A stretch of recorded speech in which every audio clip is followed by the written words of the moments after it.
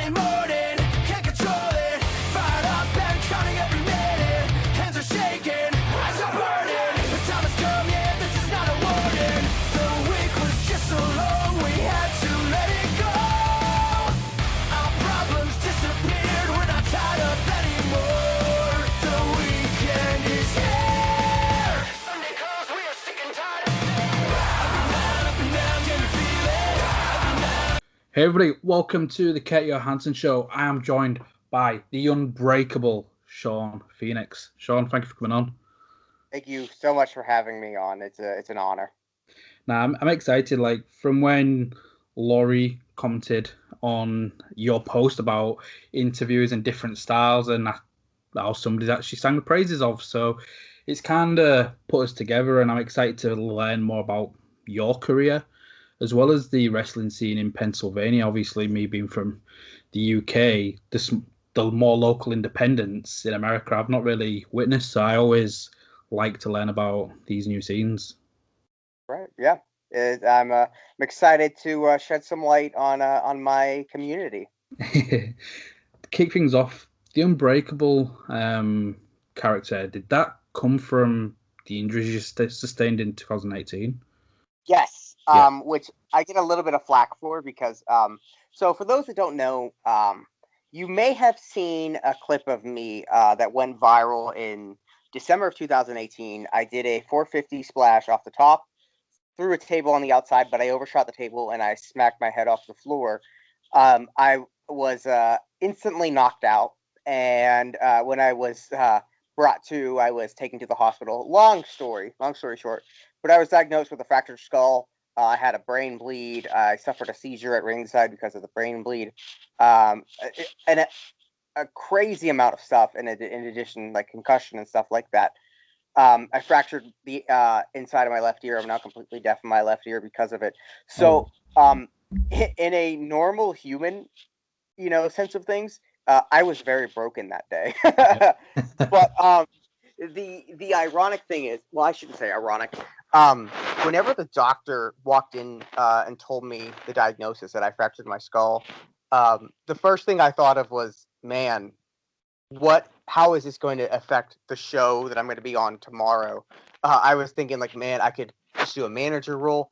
I was already getting the gears turning, and it was brought to my attention that I was going to stay in the hospital for quite some time, and I was like, crap.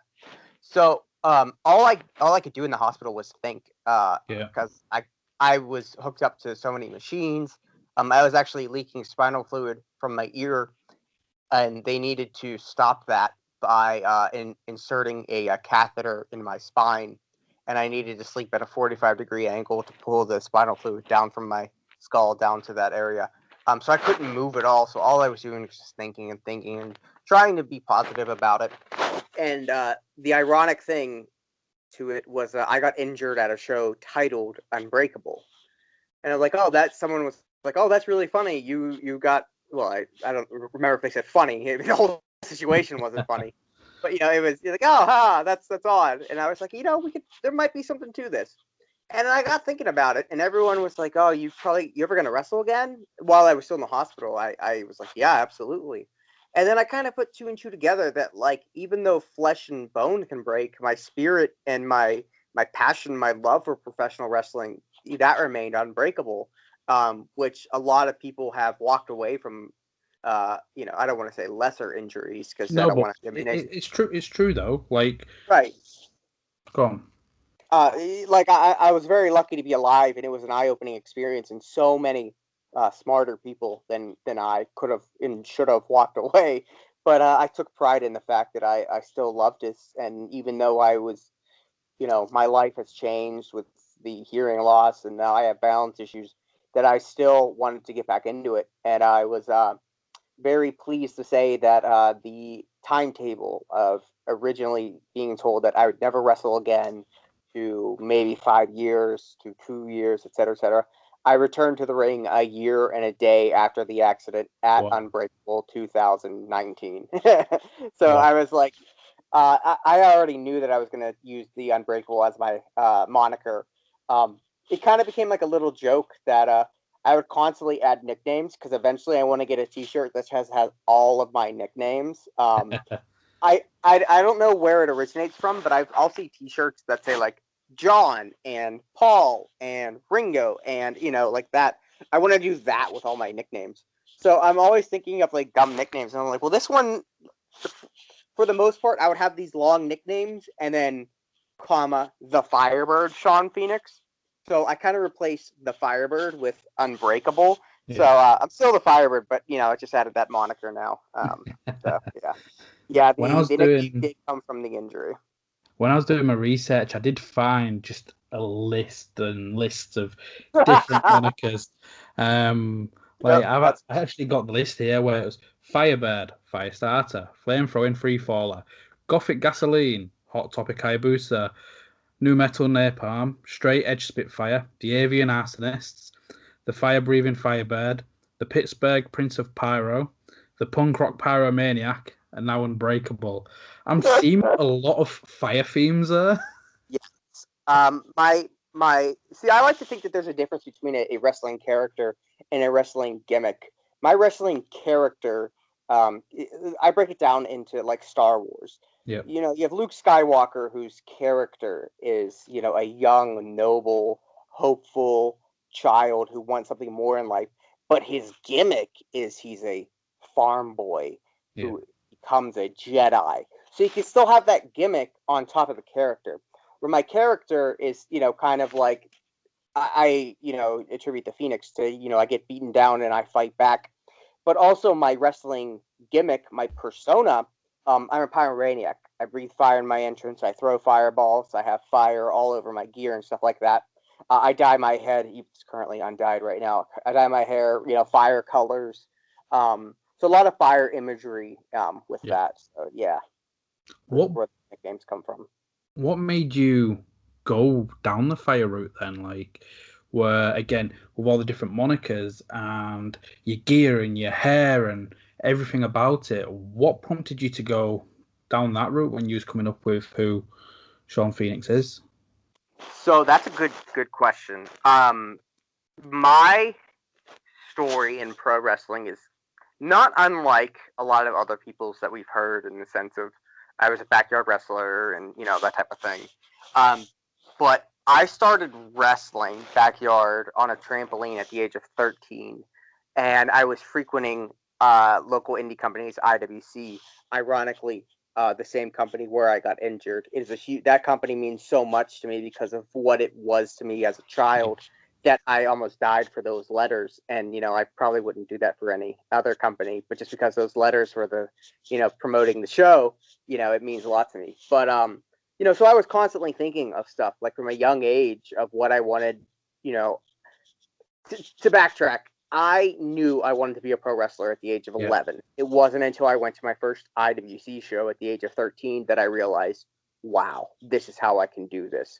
Because now I can talk to these wrestlers. And guys were on the show like Matt Cross and Josh Prohibition, guys that I had played as in the backyard wrestling video game, were now real people. And I connected with them because they, up until that point, I just thought you were a backyard wrestler, and then you got signed. But then I could ask them, what do I do? So I came up with the name Shawn Phoenix as as early as 11, 10, 12 years old, because I knew that I wanted to be a high flyer. I'm a small guy. I'm 5'5". I've always been a small guy, and I've loved the high flying. So I wanted a name to reflect the high flying style. So I wanted like an avian name, and came up with Phoenix because Harry Potter just come out and it was kind of popular, and I like the aspect of Phoenix having more imagery behind it than say an eagle Yeah. or a hawk. When you think of a phoenix, you immediately think of fire, smoke, ashes, and stuff like that. And then I chose the name Shawn because in addition to being a small guy, I really idolized and respected other small guys like Shawn Michaels, X-Pac, so I wanted to pay homage to them. So I came up with the name Shawn Phoenix at that age and didn't really have much other than that. Like I knew, okay, fire, cool, fire stuff in my gear. But it wasn't because I backyarded a long time. I probably had my last backyard wrestling match, as silly as that sounds, at the age of like 22. Yeah. So I did it for way too long as far as my body is concerned. But I don't regret it in the aspect of like I made a ton of connections that have since gotten trained, just like I did, all over. Because I would travel all over states and stuff like that to backyard wrestle Wow. hobby. So when I was a little bit older, I knew that my backyard wrestling days, were dying down, and it, would soon become time to get trained, get my head on straight, and do it the right way. So at the age of like 20, everything from that point on, everything I did in the backyard was in preparation for pro, because the guys that weren't actively wrestling, so we would like hold a show, a Saturday and Sunday show. We travel to another state and do it. And like it would be an all day thing, no time limits on matches. It'd be from like noon till like midnight. And it was so much fun. And the guys that weren't actively wrestling, they were the crowd. The peers were the crowd and the audience. So my thought was, if I do something and it gets a positive reaction from my circle of friends, then chances are it'll probably get a good reaction with legitimate paying fans when I'm pro. So I actually, I'm not proud to say I got injured backyard wrestling, because everyone does, and I took some time off, and I came back as a surprise, and I kind of tweaked my persona because I was a bad guy under a different name for so long. I came back as just Phoenix and debuted the fire breathing as this big, like, oh, he's back, oh my god, you were, there's a chance you would never wrestle again. And that got such a good reaction. I was like, I found something here. And that was just self-taught, just from like speaking to other, fire breathers in the community. I didn't even know there was a community, but like YouTube and researching, and I was just like, screw it, I'm just gonna do it, and the rest is history. How did you then incorporate the fireball, like, to think, because it's one thing wrestling and having it in your gear and on your entrance and in your nicknames, but then to try and incorporate using fire in the match, like we've seen a few more bigger companies use the fireball slightly recently, but how did you incorporate that? So I don't really do that often. I did it a lot whenever I was a bad guy in a different. I was in a different company called Black Diamond Wrestling, and it was the first time as my pro career I was a bad guy, and I actually just went by Phoenix. I killed everything that made me Shawn Phoenix. For every show, my hair was black. I had black gear, just dead. Like everything, it was just everything that made me exciting. I just killed it. And I was kind of doing a dark gothic gimmick with a faction, but I also still wanted. When I was injured, that's when I was just a manager. I was like, okay, guys, I'm injured, but I need something to do. So like, yeah, I could throw salt in people's eyes, but I was like, well, I know how to throw fireballs through, just teaching myself. So I would do it in that company. There's been one time where I've done it whenever it was like a blood feud and we needed to kill off another, like a bad guy. So I did it. But the cool thing is, and I'm pretty proud of this, because even though, so side note, I have been given the blessing of Ricky Steamboat to breathe fire.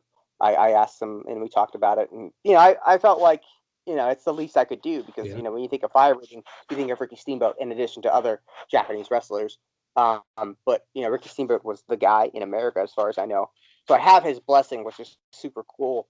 But I also do the fire breathing in a much different way, because you can always come out with a torch. When it's lit, you know it's coming. However, whenever I'm making a surprise or a debut, when you come out with a torch, the effect is ruined. So I taught myself how to throw a fireball and then use that flame to breathe the fire. So it looks 100% organic. It's not revealed right away. So I use fire throwing in that aspect. Especially, it's so cool to debut for a company, and the fans, like there was one time, there's a company called SWO out Eastern PA, which is about 5 hours away. I made my debut because I know the people there through backyard wrestling, and the fans had no idea who I was. And when I made my entrance, I climbed up onto the top rope, threw the fireball and breathed the fire, it got such a reaction because nobody expected it. So I love that aspect. Now, yeah, I can come out with the torch, but it's like, oh, he's probably gonna breathe fire. So I'm very proud that I came up with that. I'm not saying I invented it, but as far as pro wrestling, I don't think I've ever seen that. So I'm pretty proud of that. I've never seen somebody use that like for the entrance and stuff like that. Right. It's all credit to you because at the end of the day, especially debuting, you only make that. You only have one first impression, and Exactly. if you come out and nobody's reacting and your entrance is flat, then you've got a hell of a job to do in the promos and match to come to try and change their opinion. Because Absolutely. if they don't connect from those first couple of seconds, then Yeah. It's swimming upstream, and that's hard to do. exactly. And not to intentionally bury myself. I don't do anything in the ring that hasn't already been done. Like I'm not doing running double front flips. Like I do some flips, but everything's been seen before. So why should someone care for me doing a standing moonsault over the guy in the next match? So I really wanted to stand out, and that's where the whole fire breathing came from, is wanting to stand out and tweaking and everything like that. Now there is a little bit of an asterisk next to this whole entrance, because ever since the COVID-19 pandemic, and whenever restrictions eased up a little bit and wrestling kind of started to come back, I chose to wrestle under a mask. Just I didn't have to. Nobody Yeah. asked me to. Um, I got COVID-19 in July. I'm safe now. I get tested for every show.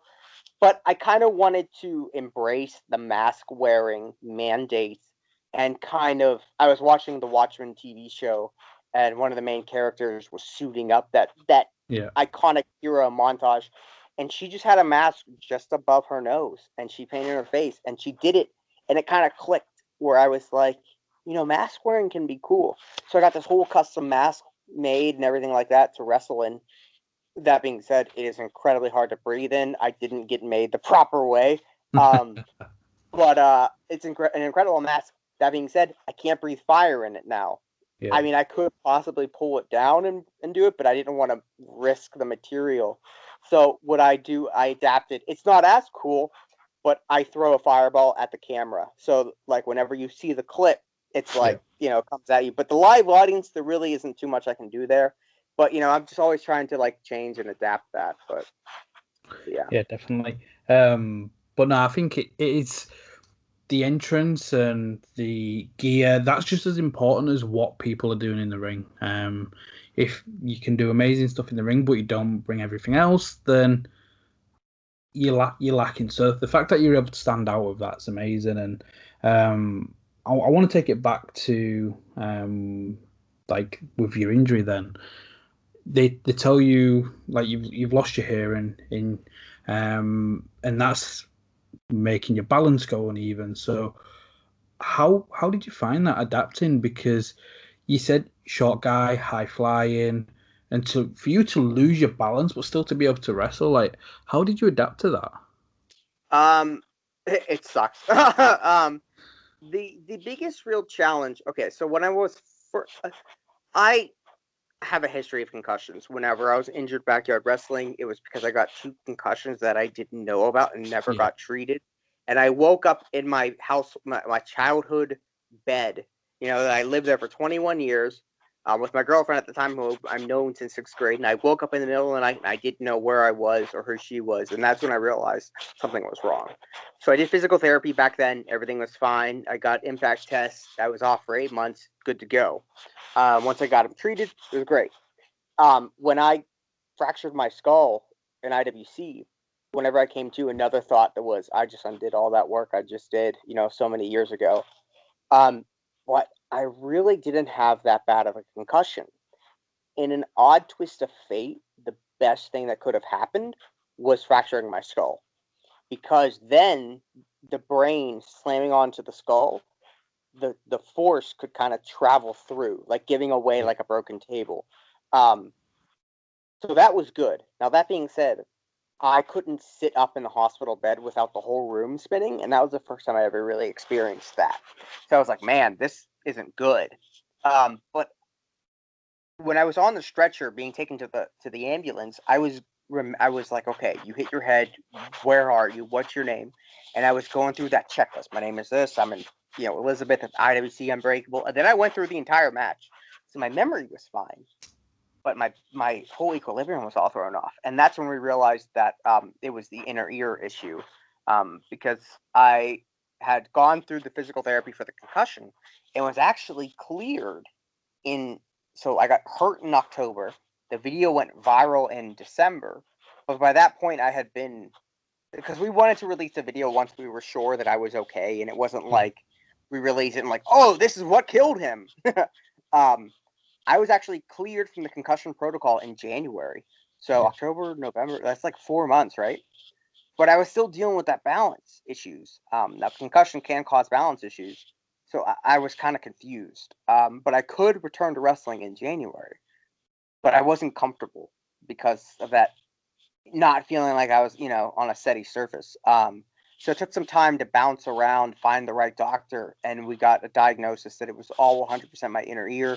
It's a long story for another day, but then I had to enroll in different physical therapy for the ear balance issues, and it's I want to say I started that round because I could have come back in January and just did like punch kick type things, but that wasn't me. I said that during one of the first interviews I ever had after my accident, like, if I had to change my style drastically, I will. But if there's a chance that I don't have to change, then I don't want to, because it's what I like to do. Now, I enrolled in that physical therapy in like July and finished up in like September. And it wasn't difficult, but it was like, I'd have to do exercises every day, walking on balance beams, stuff like that. And they were very happy with the progress that I made, and they signed me off, and they claimed that I was at like 95% better, with the remaining 5% hopefully coming back through day-to-day activity like wrestling and stuff like that. They also determined that my balance is only really mainly affected on uneven surfaces and in the dark, and then the third situation being both of those together. Which kind of gave me hope, because that situation doesn't happen often. And when I'm in the ring, at most the crowd is maybe dimmed, but there's lights on in the ring, and the ring is for the most part flat. And then like I thought, like kind of cockily, like, yeah, like that'll never happen. And then like the next day, I realized I was carrying firewood down my aunt's yard, like hill, at nighttime, and I was like, whoa, this is a situation. So it's not so bad. It's just kind of like a little bit of motions will kind of, the biggest real aspect I run into is like running the ropes. That momentum of like running and twisting real quickly, it kind of throws me off, but it's not unbearable that I can't fight through it. And there's even like warm up drills, like doing somersaults and stuff like that to make it better. But thankfully, like, my style really hasn't changed. Now, that being said, I have not jumped off the top rope since the accident, mainly for story purposes. I don't like pulling the curtain back too much, but with this crowd, IWC seeing me, crash and burn, and that's where I made my return at. And keep in mind, I also wrestled all over the place in America. I mean, I wasn't a big name, but I felt like I was on the verge of kind of finding my voice in wrestling and getting out there more, because I was wrestling like every weekend all over.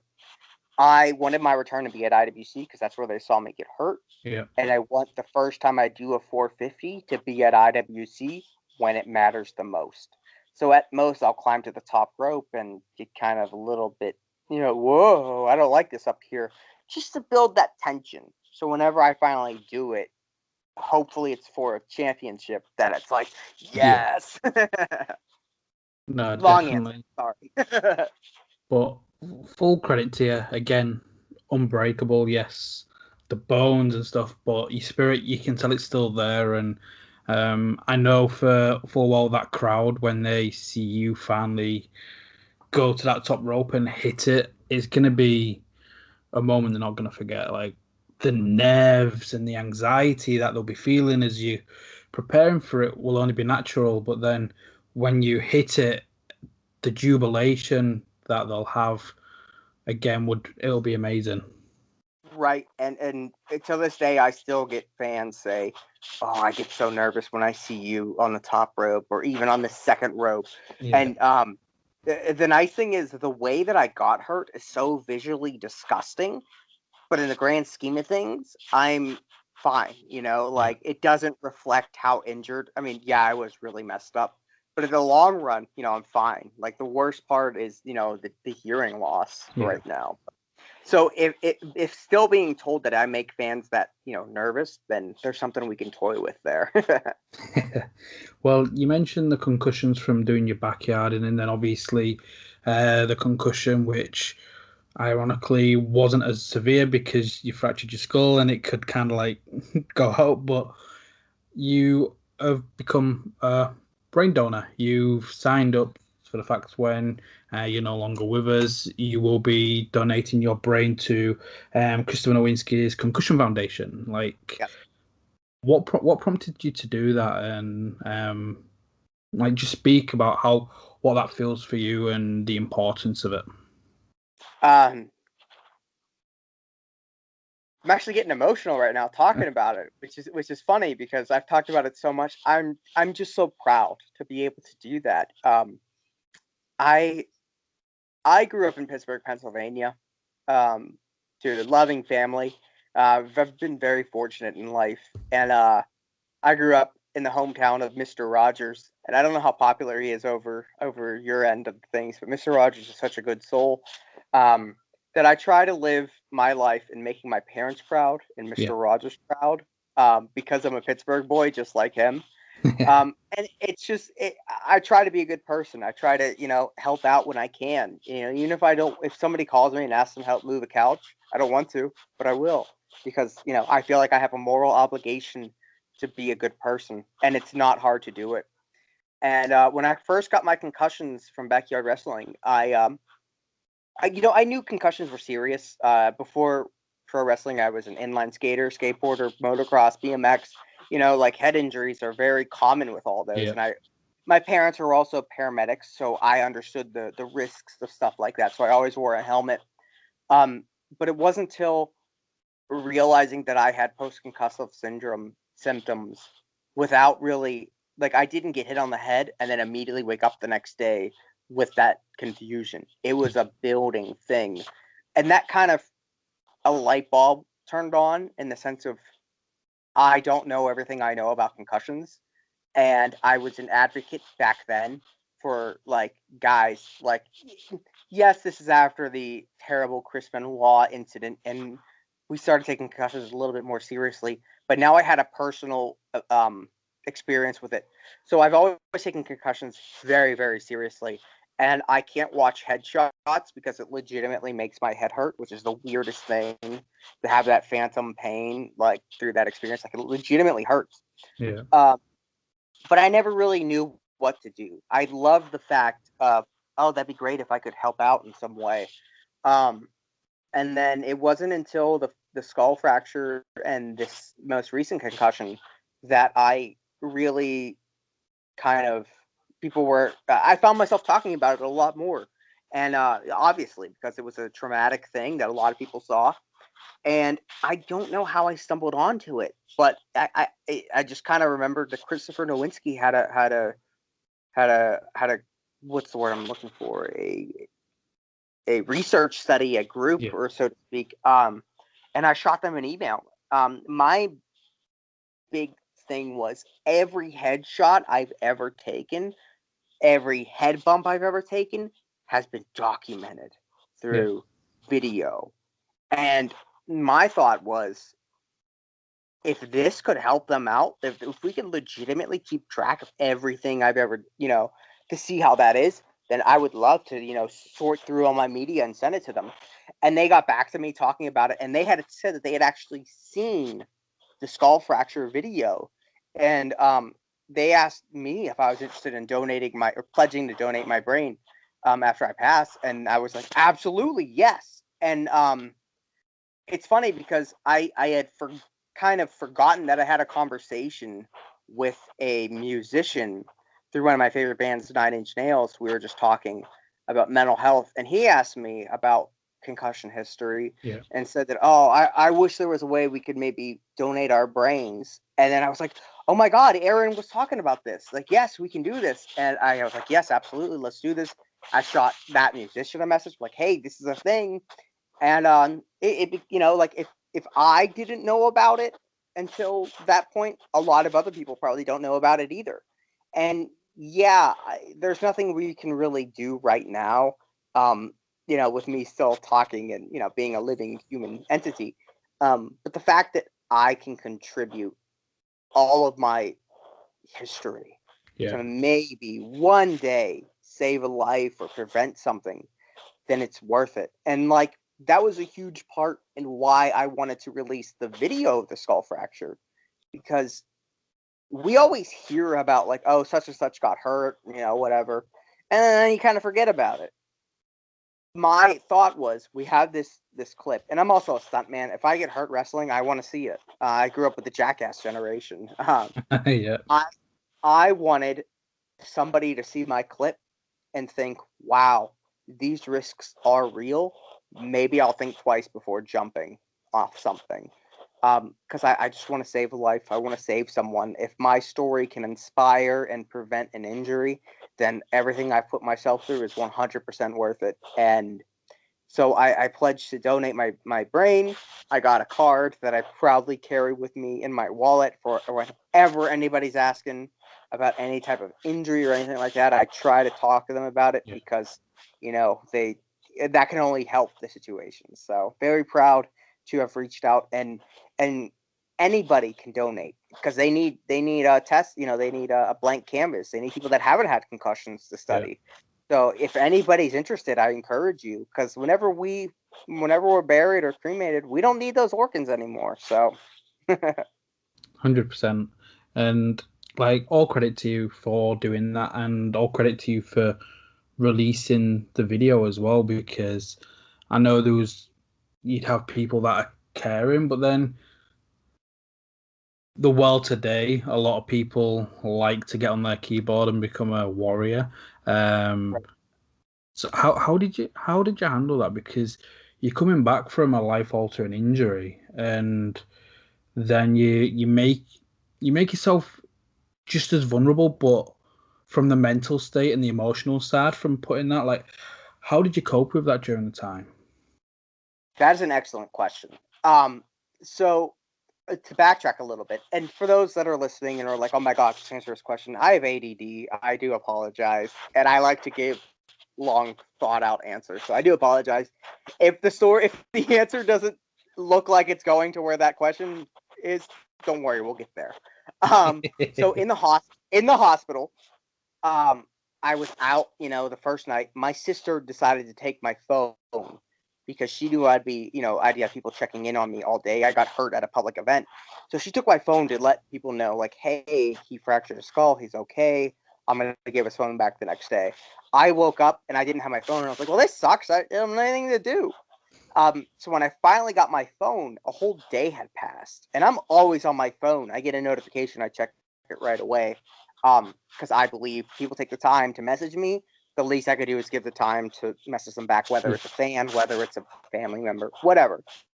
So by the time I got it back, I had over 600 notifications, and I couldn't even look at it without getting emotional. Just like I would see something like praying for Shawn Phoenix, I love you, blah, blah, blah, and I'd get emotional. And that was the only time I ever really got emotional in the hospital, was to see that I touched so many lives and people cared about me. Because even like not a non-wrestler, we all have these issues where, I see people saying, like, I don't know if my friends actually like me or they're just tolerating me to be nice.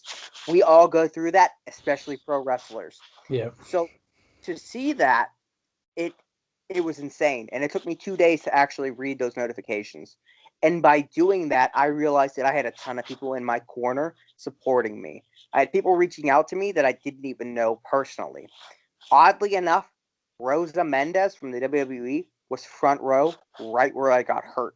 Oh, And wow. if you watch the video, you can see her covering her face because she was so upset. We had barely known each other at that point. But since that act, when I was in the hospital, she was getting a hold of me, saying, trying to get a hold of me, trying to visit me. We're now great friends because of it.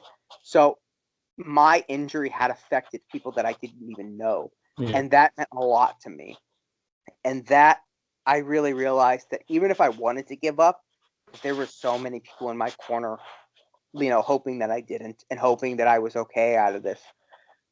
So that really thickened my skin. And I have thick skin to begin with. You can insult me. You can insult my mother on her birthday, like whatever. I was like, hey man, like no big deal. Like, it's all water off a duck's back. But to answer your question about putting myself out there, well, like I said before, we had waited. I got hurt on October 6, 2018. We had waited until December to put it out. Yeah. I knew I was going to come back to wrestle. So even if I had this perception of this kid will never wrestle again, then it would become, haha, I told you all I was going to come back. So there was that aspect to it. And also, like I said, I'm just an easygoing guy. It takes a lot. I'm probably the worst wrestler ever because people like my opponents try to pick fights with me online to gain their attention. I'm just like, hey man, I know what you're trying to do. I'm gonna beat you. I don't have that. I get it. It sucks, but I can turn it on when I need to. But I also knew that if I ever had any critics, that there was that 600 plus people in my corner that were willing to jump at the gun. Now, that being said, I didn't really get too many critics. Now, you'll obviously get that because everyone wants to be the first person to say they hated something, whether it's a movie. Oh, I hated this movie. Yeah, I hated this first. Everyone wants to say that. Everyone wants to be smarter than they are. I got a couple, like anonymous things like, oh, you should burn your boots, blah, blah, blah. That doesn't bother me because I don't know them, no big deal. The two people that spoke out that were the most apparent was Disco Inferno and Jim Cornette. I could not wait for Jim Cornette to see it because I knew if he saw it, he would share it, and then more people could know me and know my story, and we could potentially save more lives. Yeah. So I'm a big believer in there's no such thing as bad, negative attention is good attention. The only thing that upset me was when people started attacking my trainers, Brandon Kay and Crusher Hansen in Pittsburgh, two veterans that you've never heard of, but have so much mileage on their body. And Brandon Kay was almost signed to TNA, but had a child at the time and wouldn't relocate to Nashville. Yeah. He cared about it. So similar to AJ Styles in WWE back in the day. So that affected me, that really upset me because I'm a grown adult. I make my own decisions. I don't go to my trainer for every match I do and say, hey, can I do this? It's not his fault that I got hurt. And that upset me. I'm like, how dare you go after these guys? So, but then once Jim Cornette, retweeted it, then guys like Finn Balor tweeted me. The Young Bucks tweeted me. Like just so many people that didn't know me. They couldn't pick me out of a lineup. Were checking in on me, and that meant a lot to me. And like I said, no such thing as bad attention. So, like I said, hopefully we could save a life with it. So, definitely. And to be honest, like when you mentioned those two, it doesn't surprise me it's them two, especially no, not at all. It is typical, and again, it's nothing to do with your trainers though. It's we've seen it so many different people where they do the 450. And they might land for the announce table or they'll do whatever. But you've also seen people where they have overshot it, and that was just a case on your instance. It wasn't as I guarantee they didn't teach you how to do the 450. Like no, not at all. They're not running around doing 450s on a trampoline backyard wrestling. Now, sorry to cut you off. The thing that also upset me was the fact that Disco Inferno was an active wrestler. What he should have did was he should have DM'd me and we should have collaborated, and we should have a match. If he hated me so much, he could have made money off this. Yeah. And he could have also come if he truly felt passionate about quote unquote the state of professional wrestling and we're all stuntmen, then I think he, as a veteran of this business, should take it upon himself to come and teach us what he knows instead of bashing it. Because then he could teach our generation what he knows. If he knows a lot, I'm not saying he doesn't know his stuff. I'm not saying he knows everything. He teaches what he knows, and then get a match out of it, so he gets a double payday. But instead, he'd rather bash people on the internet. That doesn't make any sense to me, because there was an opportunity there, and he just threw it away. But I digress.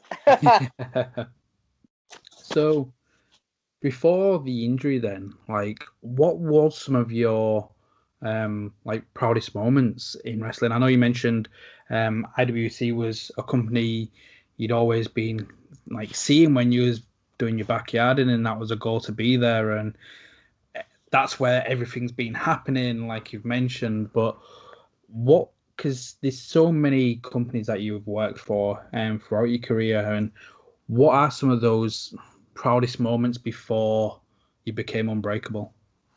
So this is going to be a really lame answer. I don't really have a proudest moment in the sense of, this is like, oh my God, this is great. Even like if you were to ask me what my favorite match is or what I think my best match is, I can't do that because I'm so in my own head. I can nitpick anything. But I also try to be level-headed and thankful and grateful for every opportunity. That the fact that I get to live my dream and be a pro wrestler, indie wrestler, that is my proudest moment. The fact that I get to do what I wanted to do when I was 10 years old, that all encapsulates it all. I go out of my way whenever I'm leaving a show, whenever I'm leading a training opportunity, anything like that. Instead of, in addition to saying goodbye, I thank the promoters, the bookers for the opportunity, because I am genuinely grateful for the opportunity that these, bookers, promoters, what have you, have granted this 10-year-old kid living in a 30-year-old body. But that being said, there's some really cool moments. Like I got to wrestle the Barbarian. Him and I are buddies. I got to team with him. I got to work on the first Black Crab Wrestling show. We all know how that company went, kind of fell down the drain. But, that was a fun opportunity because I know guys like Seth Rollins and stuff were watching. In affiliation with Blackcraft, I got to film vignettes out in a field, kind of like a cinematic stuff. And I'll never forget this. I was laying in the ring in between shots with Doug Bradley, the actor who played Pinhead from Hellraiser. And we were looking at the stars, and he was pointing out constellations to me. And that is just the weirdest thing to me, that it's like, this is so cool. My life is so cool. There's been times where, I got to wrestle with my friends out in Seattle, Washington, the act of traveling alone is something I'm so, I love doing. And, like, sometimes I get down on myself and think like, oh, such and such ex-girlfriend is married, she has kids, and there's me, 30-year-old single, but I'm living my dream. And whenever I run into acquaintances from school, it's never awkward. It's never like, oh, I need to avoid this person, because people are always like, oh my God, I'm so happy you followed your dreams. And, every day I get to do this. It's a dream. And it was so scary to have that almost taken from me twice, in one aspect, the backyard wrestling, and the second with the pro. So every day it's just, it's a gift. So like I said, it's a lame answer, but like, I really can't cherry pick, I'm not a super belt fan. It's cool to win championships. It's cool that companies trust me. But if I don't win a championship, it's no big deal. It's just the act of wrestling and doing this is amazing. So sorry for the lame generic answer. No. And it's good that you say that though, because it just shows how content you are, because you're getting to do your dream. And I've known people personally that maybe lose their way, whether it's in wrestling or even outside of wrestling, where they get so focused on what they want to achieve, they don't enjoy it. And it's, if you go back 10 years to when you was a kid or when you first started training in a certain profession, what did you want to do? You just wanted to be in that profession and do it. Exactly. But then some people, when they start doing that, they're like, right, what's next? And they obsess over these different milestones, and we as a society always do it.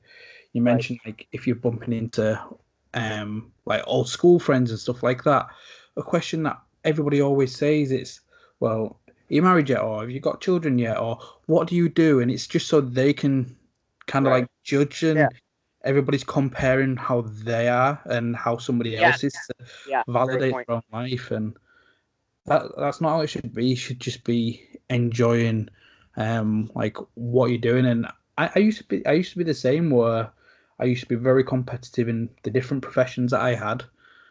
Right. And now I'm at that stage where I'm like, you know what? It's decent money. I enjoy what I'm doing, and this is what I wanted to do to begin with. So why aren't I need to be happy with that? And it's good to Right. see that you've got to that. But you mentioned Black Diamond Wrestling, and Yeah. that's where you did your heel persona and you was all blacked out. You used your goth, and if I'm right in thinking, like the group you mentioned, was it the Reapers lot? Yes. Yes. Wow. Yeah. So with that, like from again, when I was having a look, I'd seen Buried Alive match. How Yes. did that go? Yes. Okay. So, oh man, I love when you guys do your research. Holy cow! I knew you did this, but yeah, it always catches me off guard. I love it. Um, so I to go back to the previous thing, my goals in pro wrestling are to have fun, travel the world, make money, and stay safe. I added the last one after I got hurt because I learned. Makes But sense. um, I'm a big storyteller. I love stories. I would much rather a company book me in a long going storyline and give me the keys to the ignition. Because even in backyard, when I was backyard wrestling, once again, I'm gonna get to your question. When I was backyard wrestling, we all had different things that we excelled at. We had your spot monkeys, we had your high flyers, we had your deathmatch guys. I was always the storyline guy because no one else was doing it, and I would come up with these 2 year long storylines in backyard wrestling, which is so stupid to think about. But I digress. So I was a good guy. I had my fourth match in I want to say my fourth match in Black Diamond Wrestling. And Black Diamond also was another company that I had watched as a kid. It's not I don't work there anymore. There's a lot of issues going on with the promoter. It was kind of like it took pride in booking the young guys that needed a lot of ring work. Yeah. Like no one else will book you, I'll book you. And a lot of the vets in the locker room was like, it's just Black Diamond. I'm not going to do too much. And I found myself saying that. And I was like, well, you know what? I'm going to change that. I want people to say, well, the show was Black Diamond, but Shawn Phoenix's match was great. Yeah. I felt I had that moral obligation to do that. So we came up with this long storyline where, I debuted. The booker was a friend of mine who I, befriended from being a fan, and this one bad guy, Sean Resnick, used my debut as a way to go Jake Garrett into wrestling him at the anniversary show after his retirement. So he made an example out of me, and that pissed off Jake. Jake came back and wrestled him. Now, I couldn't be at the anniversary show because I was quote unquote injured, but I ended up making the save before because Jake had surgery on his back. Sean Resnick was going to powerbomb him on the steel chair. I made the save, yada, yada, yada. 2 months go by, Sean Resnick and I are now in a feud. Anniversary show comes up a year later. I get pushed. Ironically enough, it was eventually Life Imitated Art. I got pushed off the top rope and crashed at the announce table, was knocked out and couldn't compete. So every time we fought to a no contest. So it had been building and building and building, and I was at some point Sean Resnick had said, "I'm not done with you until you're 6 feet under the ground," and the promoter realized they had done a Buried Alive match before. They had made them the whole setup and everything like that, and he said, "You guys want to do Buried Alive because of that." That one line that was just throwaway. I was like, absolutely, let's do this. So I did a promo challenging Sean Resnick for to finally end it all, and I took great pride in this. I was talking about all the issues you put me through, and it's like, you knocked me out unconscious, but I'm still standing. You did this to me, I'm still standing, and like I kept like leading it up to it, and I'm like, there's only one logical match I could think of. And like the fans yelled out, "Last man standing," and I was like, "Buried alive," and they were like, "Oh my god!" So at this point, the gears were turning about this storyline, and up until this point, that was the only thing, quote unquote, keeping me in the business in this company was this match with Sean, this feud. So we're doing the Buried Alive match, and I was stoked. First of all, I wanted to lose because I thought that'd be awesome to get buried alive. But needless to say, I obviously had to win that. We did a thing where Shawn ended up this match is also on YouTube, so I'm probably forgetting some stuff. Some people want to watch this. Shawn ended up accidentally taking out a referee, and I think he ended up taking out another referee. Yeah. So we had no more referees who should come down wearing a shirt. But Jake Garrett, the man the booker who was kind of responsible for all this, he had felt guilty of putting myself in this hell. So I buried Sean Resnick. I celebrated in the ring, and immediately insecurity Jake Garrett and turned heel. And the logic was that this hell that I had been through was 100% Jake Garrett's fault. And I had joined the new, growing heel group, the Reaper's Lot. So that whole 2-year-long storyline ended, and immediately my character and my whole direction had changed because of that. And I was very proud of that because it wasn't like a turn overnight. It was everything had to happen for that to happen. And I was super proud of that. And I remember, like, as he was holding my hand, I'm like, here we go. This is it. Because I had never been bad before in my professional career. Yeah. And when the idea was pitched to me, I was like, yes, absolutely. Because I was wrestling Friday, Saturday, and Sunday. Sunday always being Black Diamond. Granted, they weren't running every week, but it was kind of the same thing. I'm a good guy everywhere I go. I breathe fire. And it was kind of feeling like paint by numbers, you know? Like, I was still doing this. I was loving this, but it was just kind of like the same thing. So to have this challenge where people were saying, oh, Shawn Phoenix could never be a bad guy. His entrance is too exciting. His character is too exciting. Then I was like, well, that's all the more reason to do this, to take this challenge. So I had a lot of fun doing that. And then from that point on, I was always a bad guy at Black Diamond Wrestling. And it wasn't until like this past, I don't want to date the podcast because I don't know when we're going to revisit this, but it wasn't until like last year that I decided to walk away from Black Diamond due to some personal reasons that a lot of people walked away from. But and that disappoints me because I was really loving the character. I got to do things that I wouldn't have normally done, like being a manager, a bad guy manager whenever I was injured, being in a heel tag team, to making my hair black, stuff like that. It was almost like a different persona. It wasn't just heel Shawn Phoenix. It was, you have Shawn Phoenix and then you have Phoenix, and it's a whole different entity. It's a whole different story, and I was really proud of that. So to walk away from that really kind of sucked. But what other companies have you been working for that you really enjoy being part of those, especially because I've seen like Rise, and obviously you mentioned IWC, and you mentioned SWO.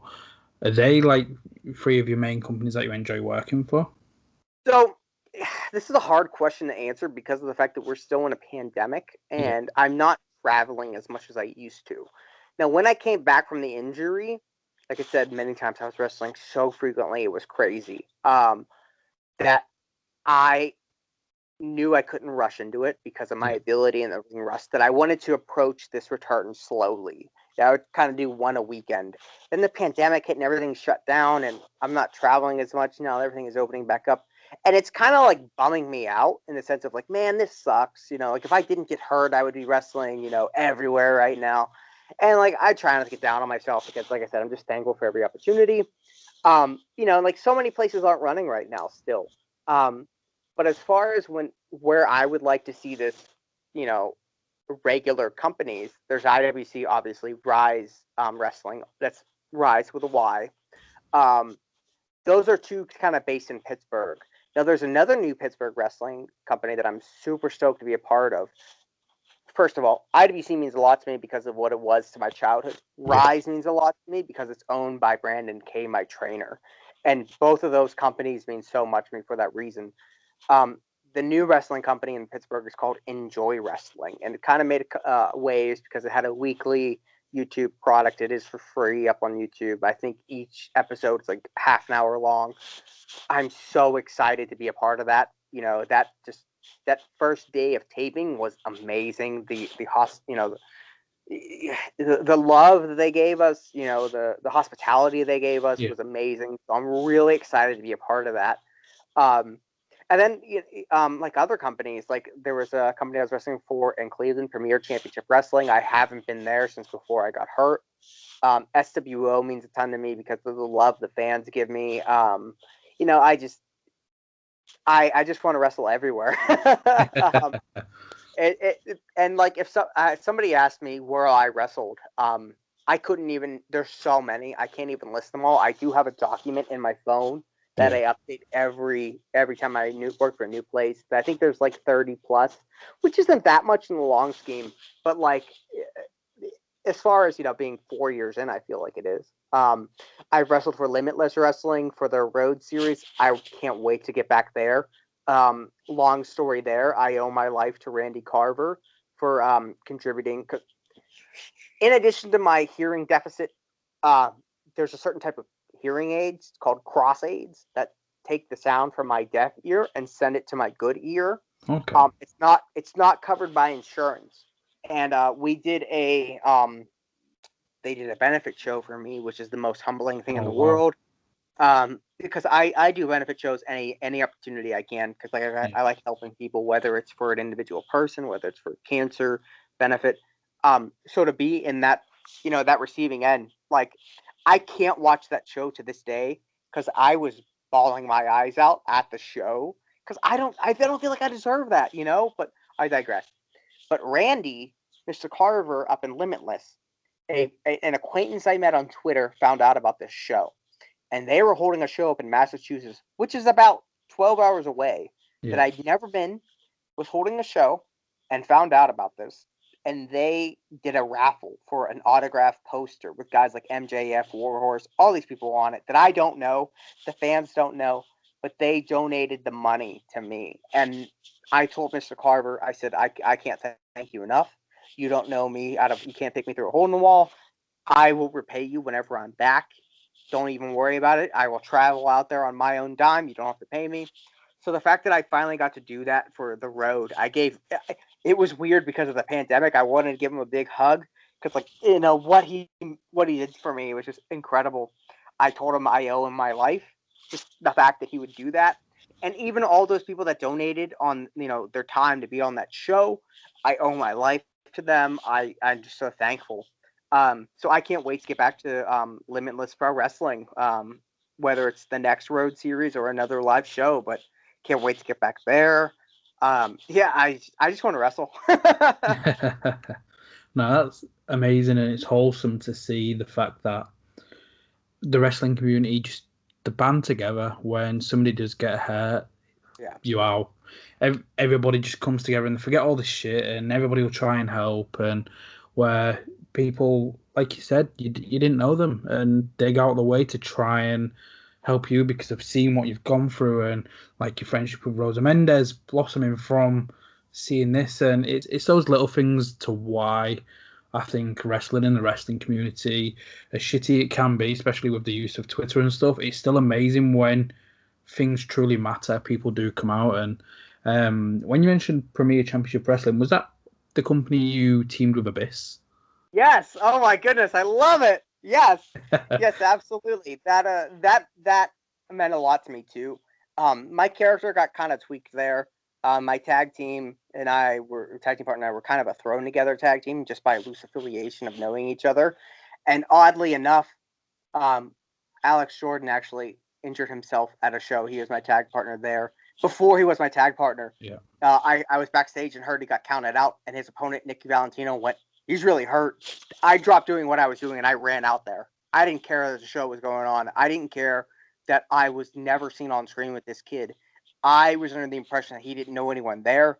We had bumped elbows at another show. I thought this young kid is hurt and doesn't know anyone. Yeah. I'm there for him. So I zoomed out and I checked on him. We called, I did everything I could. I went to the hospital with him. And it was at that point that the promoter, Joe Dombrowski, was like, "Would you guys want to be a tag team?" And I was like, "Yeah, sure." And we were kind of in limbo, and he was trained by the wrestler Crimson. And Crimson is kind of a spooky gimmick. And we were feuding with the Culmination, who is also spooky. And Alex said, "I kind of want to do something with my trainer, Crimson."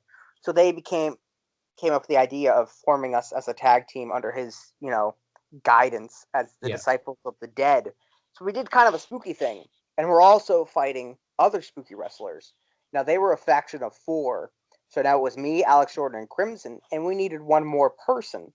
And how do you combat spooky by going spooky again? And he got Abyss for us, and that was really cool. Because in addition to watching IWC, as a kid, I was buying PWI magazines. I was on Wrestling Figs message boards, just trying to take it all in. I was buying and borrowing FMW tapes, and I was watching NWA TNA. And so I guess I should have answered this for the previous question. Me too regarding that. Oh, look at that! Look at that! The Holy NWA cow. TNA X Division. It's the Love only belt I own, but yeah, NWA TNA was my show that I'd go to. I want to say the NWA X Division belt was probably the first real championship I ever held. It I want to say it was, because I got a picture with Chris Sabin at IWC and he put it on my shoulder, and I was like, this is so cool.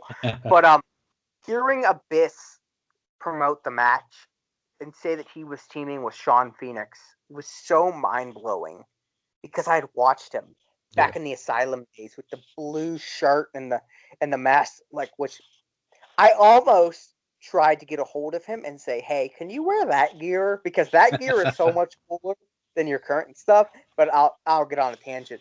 So like that meant a lot to me, to be able to.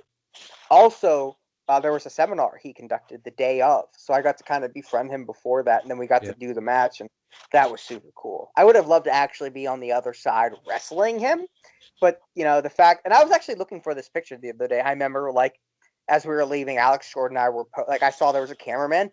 I tagged Alex, like I tapped him, and I was like, "Hey, stop, pose!" And like we posed right with Abyss in the middle of us, and I'm trying to find that, but yeah, that was really cool. It was a super amazing opportunity to get to work with him, and super happy for him in his new job. So I know he deserves it. He was so loyal to TNA.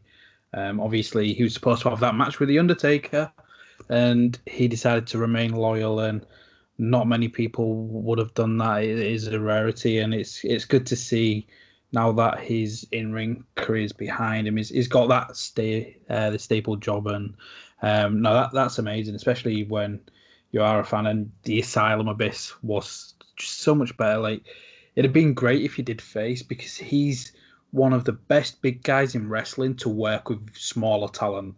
yes, I love wrestling bigger guys, because like whenever I'm up against a smaller guy, it's kind of expected to do a super athletic thing, and like I'm not as athletic. I don't look athletic. I'm not athletic as I look, but there was that expectation of the flippy guy and the other flippy guy going crazy, and I'm like, oh, this sucks. But when I'm wrestling bigger guys, like when I wrestled the Barbarian, getting tossed around, and that David and Goliath story is so much more organic and feels real to me, that I love that. But yeah, I mean, Abyss is Abyss, but like the nostalgia of that blue suit and the mask that he had then, I felt he looked like more of a monster than him wearing wrestling gear. Because when he was wearing wrestling gear, he was a wrestler. But whenever he was just wearing real clothes, it was like, holy shit, this guy's crazy. So excuse my French, but No, 100%. And it's like that horror film, like when you've seen Jason or Texas Chainsaw Massacre, you got those vibes from Abyss. But no, amazing. And you mentioned Enjoy. Obviously, they've a few episodes in. They're a new company that started in 2021, which is great to see that there is a company where people are getting really excited about it and really enjoying it, especially with everything that's happened with the pandemic, with speaking out and everything in between. Everything's changed, and with Enjoy Wrestling, you first ever match.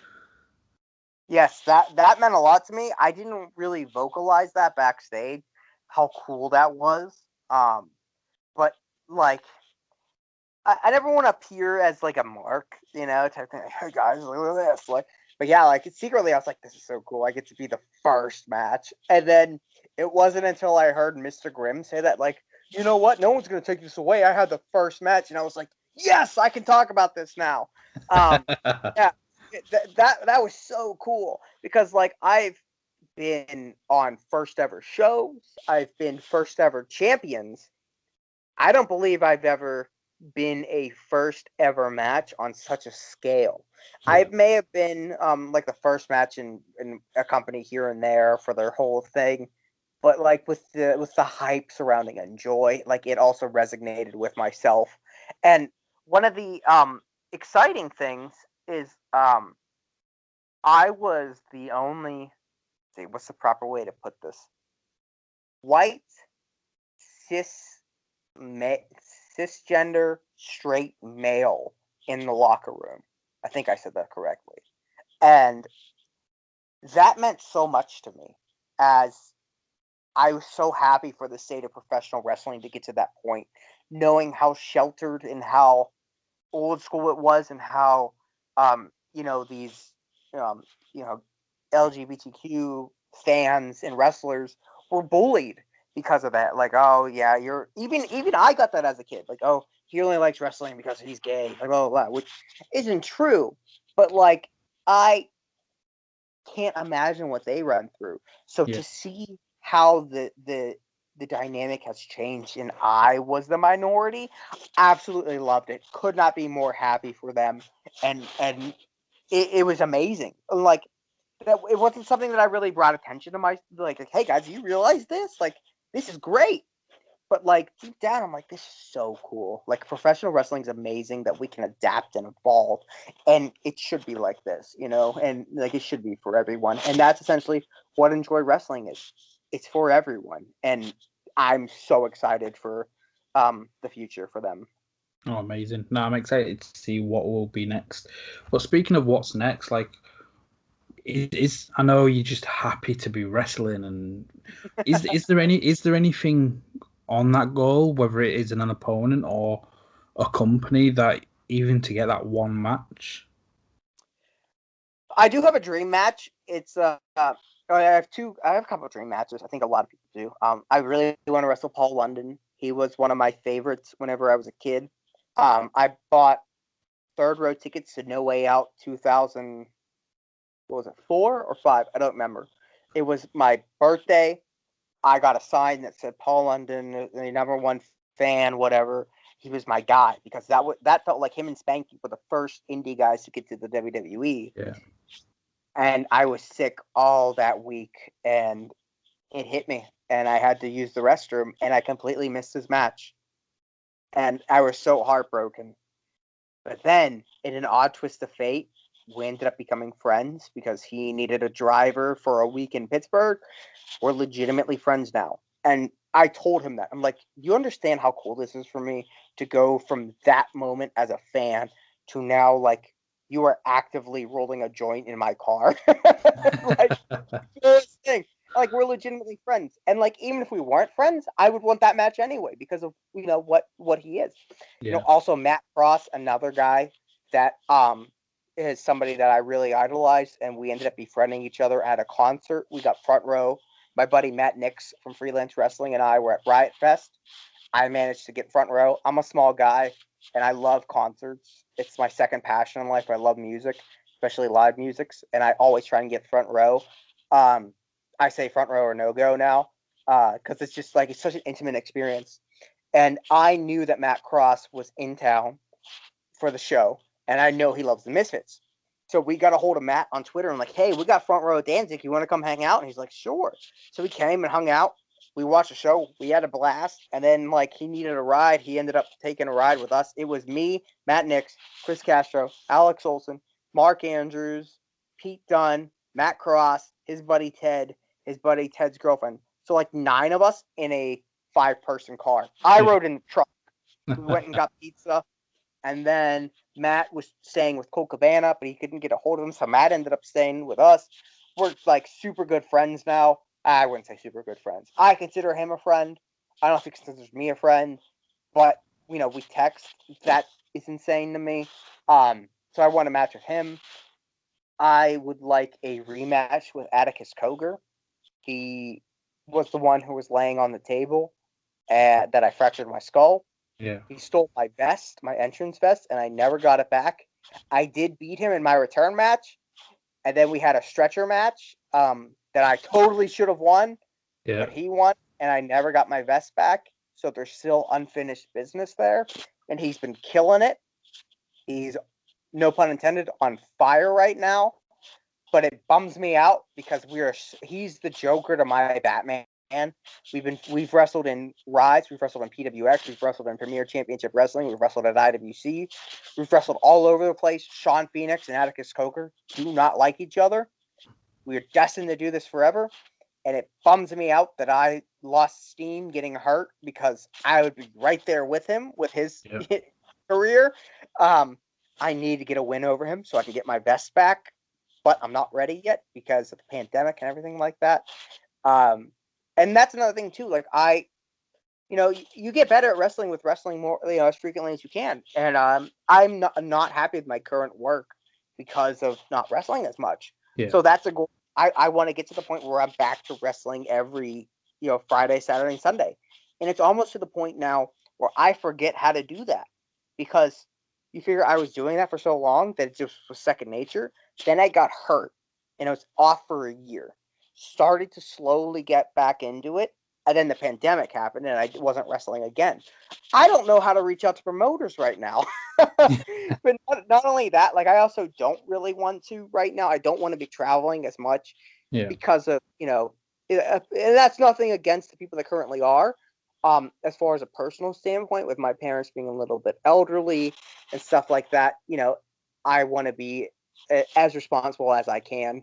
I know there's wrestlers who aren't wrestling at all when it's optional. That's completely okay.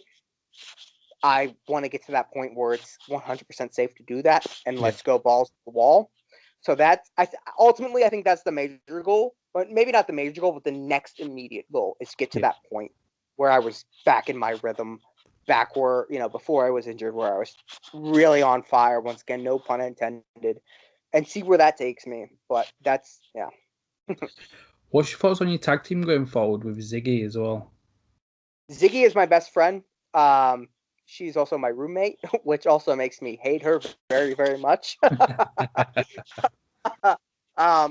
you never want to live with friends. But I'm her number one fan. She ended up, whenever I was hurt, I wasn't medically cleared to drive because I had a seizure. So a lot of people reached out to me and was like, "Hey, do you want to come with me to the show?" Because I couldn't even work at my Clark Kent job, so I had nothing to do. But whenever she would take bookings, she would take me. And when I was hurt, it was really weird because I could watch these shows and study and not have to apply them to myself right away. Like when I did the seminar with Abyss, it's like, okay, Abyss taught me this. How do I apply that to this match today? And that feels rushed. Where I was injured, I was watching the show and cherry picking things, and I could let it sit and digest it and really think about it and let it resonate, and then think about how I would have done it. Yeah. So then by doing that, I was able to say, hey, I noticed you did this. I thought about it like this. How do you feel about approaching it like this? And then she would do it. She was kind of like I was kind of living by proxy through her. And then I saw this insane finishing move from Joshi, and I was like, you should do this as your finish because I've never seen this before. Now she does it, and everyone loves it. She calls it the Mazel Tov cocktail. So I'm super proud of that. It's like seeing your baby grow, as you know. I'm sure that's a very rewarding feeling. So I'm super happy for her. She got an amazing opportunity with AIW Wrestling. She's now in the production with Derek Dillinger. That kind of breaks my heart because he's way more popular than I am. So companies are going to want that tag team over Keystone State Dude Core. So that's like, that hurts my pride a little bit. But very excited to see where that takes us in the sense of what company. Because she's also growing on her own. And, like I'm not up to that caliber of in-ring talent or star power because I feel like pro wrestling kind of forgot about me in a way because of the 2 extended breaks. And whether or not that's the case, whatever, but like she's also her individual person. So some people are going to want to book Ziggy Haim by herself. And some people are going to want to book the production by, at the tag team. which also kind of sucks because her and I just got matching tag gear finally, and I'm super excited for it. But I don't know when we can debut it. But I digress. Super happy for them, for her. I'm just a happy person. Whenever I see people, like even someone as dastardly as Atticus Koger, who took credit for hurting me, I'm happy for him. I'm happy that he's, doing what he's doing. Yeah.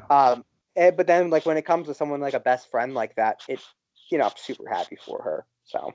No, amazing. And hopefully things can get to some sort of normality in the world and wrestling can be done safely and traveling can be lifted and stuff like that. And hopefully I can get over and see more independent in America. I've only been across once and that was for All In. So I'd been around like the Chicago area, but Love Chicago, my favorite city. Like before I was hurt, I was traveling Chicago very, very, very often. So yeah. like it pains me to not be there. Sorry to cut you off. No, I loved it. It was first time to America, and I just I don't know if it's because I was English, but yeah, just going to America, I thought it was amazing in Chicago, and the alcohol, some of it I can't get over here, which annoys me. I don't know if did you ever have Rumple Mints? I'm straight edge, so if that's a drink, I have no idea what that is. So basically, there was a drink that it tasted like mouthwash, but it was a lot stronger, and I tend to like it, but it's not here in the UK. I'm sorry to hear about that. But no, I'm hoping like once things can get back to normal, that can start getting the ball rolling for yourself, and Right. it's just frustrating, like with your injuries, with the pandemic. So I can't imagine when somebody who's so passionate about wrestling and it's the world's just against at the moment. I can imagine how frustrating it is.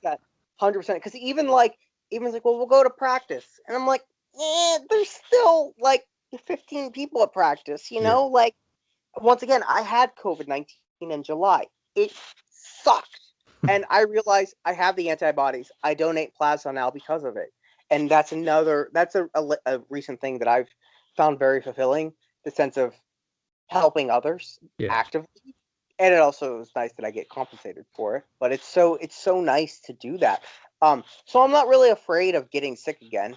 That being said, having COVID-19 in July was the most sick I've ever been, and thank goodness it wasn't that bad. My one best friend Ian, who I interact with on Twitter sometimes, 616 Entertainment, cheap plug for his content. He got COVID-19 recently, and he was in bad shape. Like he couldn't even walk his dog outside. He couldn't breathe. Thankfully, my lungs weren't affected. I was just hit with the fatigue and the muscle soreness, and I was out for 3 weeks. Even though I had it and it sucked, I'm not really afraid of getting it again. I just don't want to get anyone else sick. That's why I wear a mask everywhere I go. That's why I wore a mask when I wrestle. And like the social circle you think you have is so much bigger than it actually is, because if I interact with 5 people, those 5 people interact with 5 people, yada, yada, yada. So, like, it also sucks that I can't really practice. It's like, it's days like these, I wish I had a backyard wrestling ring. Definitely. And it's good to see that you are still being so safe with it. And is the mask something you're going to keep? Like when masks aren't something that are advised and we'll get past this pandemic, you're still going to have the mask, or at least get one made where it's going to be better for your breathing? So, yes and no. I got the mask Rush made, and like I said, I wanted to make it cool, but I also wanted to take pride in the fact that if Shawn Phoenix can wear a mask when he wrestles, you can wear a mask when you go to the grocery store. And like that's the meanest I've ever been in my life, to be like, I'm better than you in that aspect. Like it's not that hard. I have no sympathy for you. So whenever the mask maker, Green Ant, said, "Do you want mesh to breathe?" I said, "No, that defeats the point. I can't justify that if I'm able to breathe." That being said, big regret there. It is thick material. It is pleather. It is other material under the pleather. It is like at least 4 layers of cloth that I am wearing while I'm doing head scissors, running the ropes and stuff like that. After every match, I nearly throw up because I legitimately can't breathe. There is no airflow whatsoever. And I realized this is bad. I'm not making a change in any aspect. I'm just shooting myself in the foot for the sake of feeling like, I am trying to inspire people. I don't know if I am, but a change needs to happen. And my latest match at IWC, two of the bad guys took my mask off and destroyed it. Because I actually had, long story, Ziggy's dog destroyed my mask a week after I got it, and I overnighted it to get fixed. And I asked Greenet, I said, "Hey, can you send me the damaged piece?" This is really pulling the curtain back. I never do this, by the way, so you're getting an exclusive. I said, "Can you send me that? Because eventually, when I lose the mask, I want it to look like it's destroyed." So I had a young kid do it, and he took a picture backstage with the logo ripped off. So now it looks like it was destroyed. I am in the process of currently getting a new mask made, with much better airflow, air ventilation. Because I am vaccinated. I'm on my first dose. Everything is getting a little bit safer. I'm feeling much more hopeful than I would. If you would have asked me a year ago, or even 6 months ago, when life is going to return to normal, I would have said 5 years. In fact, I did tell my friends 5 years. Now I'm feeling it's a lot sooner than that, and that's amazing.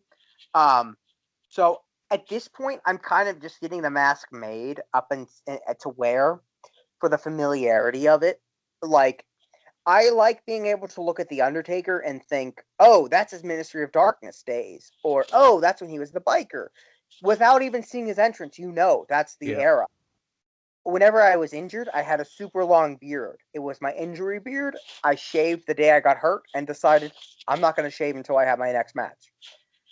So I have that long beard. I see a picture of me on Facebook. I'm like, "Oh, that's when I was injured. That's when I wasn't wrestling."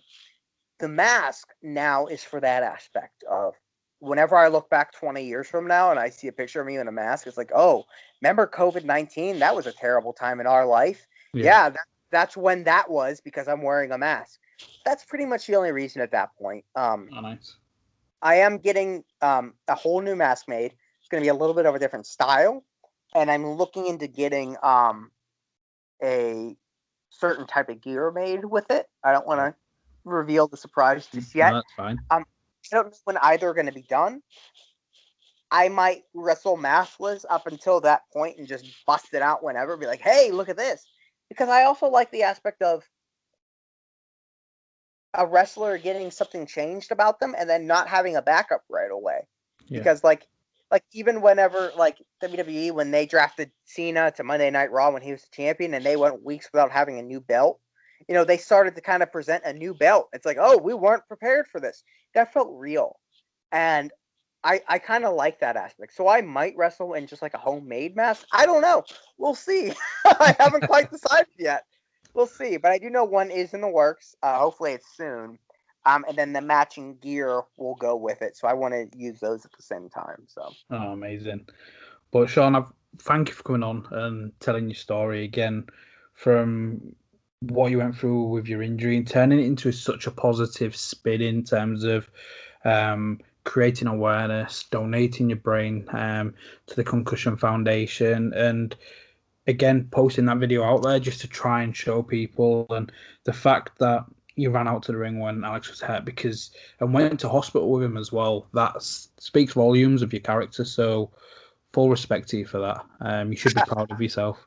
That being said, I didn't bring that up for the sake of like, "Oh, Shawn Phoenix, he's the best guy. Your company someone to the hospital." No, I didn't want praise for that. But you deserve it, because you were just telling the story of how you got together. And again, with everything that's gone on with wrestling, it needs more people like that, where they will look out for people that may not have anybody there and stuff like that. So again, respect to you for that. Where can people find you across social media, though?